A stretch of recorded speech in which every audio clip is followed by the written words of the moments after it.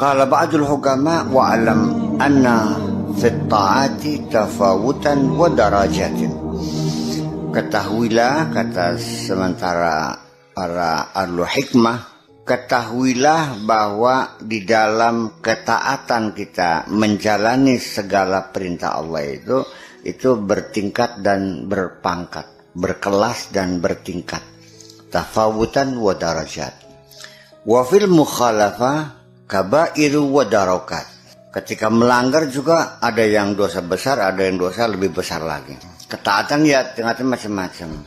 Qala Rasulullah sallallahu alaihi wasallam, "Inna ahlal jannati," sesungguhnya ahli surga, "la yatara'awnal ghurafa min fawqihim." Ahli surga itu saling menengok, saling melihat kamar-kamar dari atas mereka. Kama yara ahlul ardi, seperti penduduk bumi melihat al-kaukabad durriya fi ufuqis sama, bintang-bintang yang gemerlap di ufuk langit. Qila ya Rasulullah, tilka manazilal anbiya, apakah itu tempat tinggalnya para malaikat? Ditanya Rasulullah. Faqal wallazi nafsi biyadihi, demi yang diriku ada di tangannya, artinya demi Allah. Bukan, itu bukan tempatnya malaikat. Rijalun amanu billah wa saddaqul mursalin.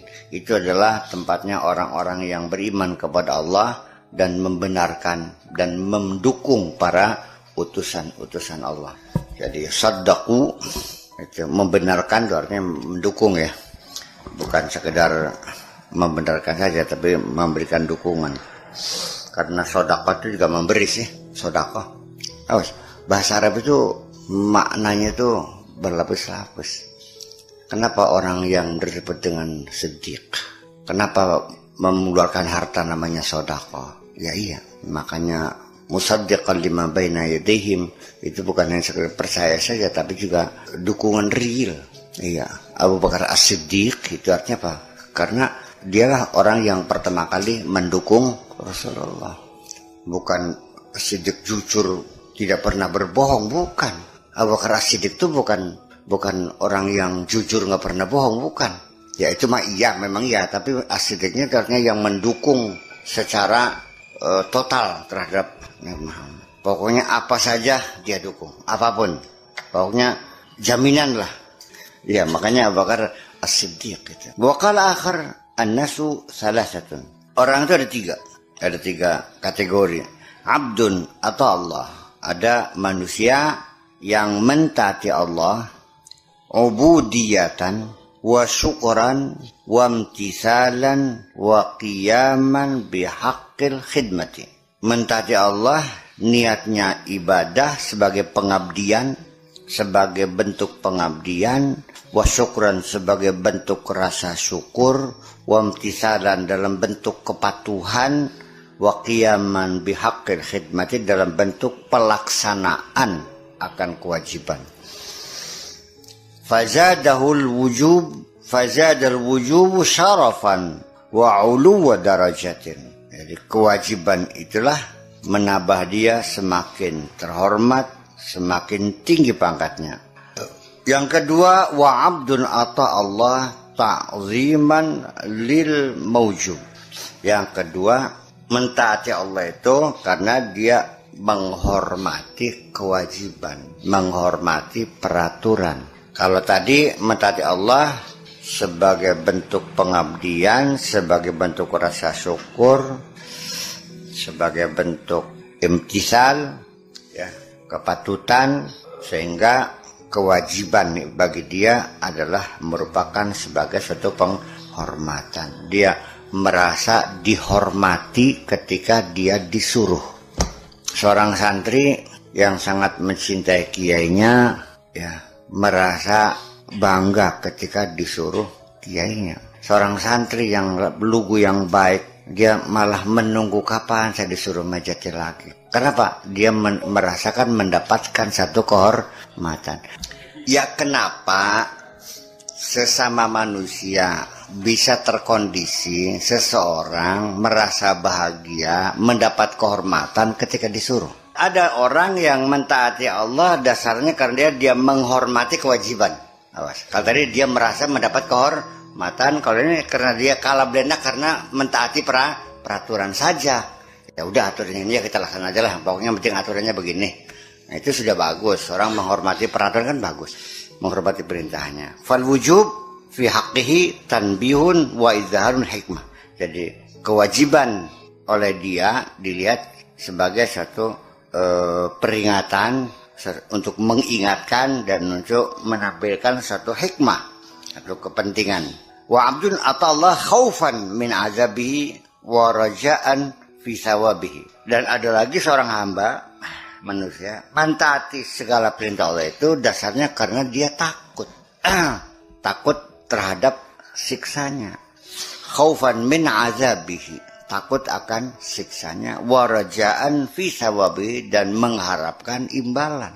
Walau la zalika ma'abadahu, kalau tidak demikian ya dia tidak mungkin akan mengabdi kepada Allah, tidak mungkin dia akan melaksanakan perintahnya. Kalau tidak ada rasa takut dan tidak ada pengharapan untuk imbalan, dia tidak akan melakukannya. Saya kira ini tiga ini ya, globalnya saja ya, tapi kalau kita rinci mah bisa banyak banget ini. Falujub fi haqqihi latifun bihi. Jadi kewajiban bagi dia adalah merupakan sesuatu kasih sayang. Wa fil kul khair, semuanya ya bagus. Yang melaksanakan perintah karena merasa mendapat penghormatan ya bagus. Yang melaksanakan perintah karena dasarnya sekadar menghormati aturan ya bagus. Yang melaksanakan perintah karena takut hukuman ya bagus. Ya semuanya masih bagus. Orang takut neraka aja bagus kok. Orang pengen surga juga bagus. Ada motivasi mendorong seorang berbuat. Wasatana mabainahuma, di antara dua tingkatan itu ya memang jaraknya sangat jauh sekali. Antara kelas 1 dan kelas 2 ini memang jauh jaraknya. Nah, di antara keduanya kalau kita rinci ya bisa ratusan kelas lagi kan. Qultu wa tahqiq innama huwa qisman. Tapi kalau lebih dirinci lagi, lebih dipadatkan lagi ya dua kategori sajalah, lebih ringkas lagi mah. Qismun ata'a ala taklif, satu taat karena dasarnya siap menerima tugas. Wahum ahlu taksif, yaitu golongan fisik, artinya orang yang selalu yang serba kelihatan aja lah, yang real, golongan orang-orang yang real saja. Wa qismun atau alat ta'zim, dan yang kedua adalah mentaati berdasarkan penghormatan. Wahum ahlu ta'limi wa ta'rif, itu orang yang ahli pengetahuan dan ahli ilmu dan pengetahuan. Kemudian ahlul hijab atau wa khaufan wa tama'an. Kalau ahlul hijab, orang yang tertutup mata hatinya, mentaati itu ya karena takut siksa. Wa tama'an, dan karena mengharap surga. Itu ahlul hijab, orang yang masih ketutup mata hati. Jadi orang yang masih mengharapkan pahala itu digolongkan termasuk orang yang masih tertutup mata hati. Iya. Wa ahlul ayan atau hubban wa syukra, dan ahlul ayan itu mentaati, itu artinya sudah maqamul musyahadah ya, yang sudah bisa melihat kebenaran. Itu atau mereka mentaati perintah Allah itu hubban wa syukran, karena rasa cinta dan rasa terima kasih. Wa huwa maqamul anbiya wa khawasul awliya, maqam para nabi dan wali-wali khusus. Qala alaihi salatu wassalam, afala akunu abdan syakura. Kanjeng Nabi pernah bilang, bukankah aku ini hamba yang bersyukur? Ya artinya ketika laqad ghufira laka ma taqaddama wa ma ta'akhkhara, gitu tuh, ketika dijamin Nabi tidak akan salah, Nabi tidak akan maksiat, Nabi dijamin dan semua sudah diampuni semua.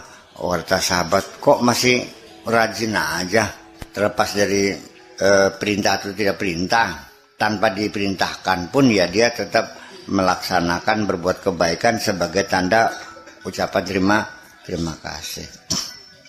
Saya kira ya mungkin diantara anak juga ada yang berterima kasih kepada orang tuanya, ya kan? Ada yang tidak berterima kasih juga ada.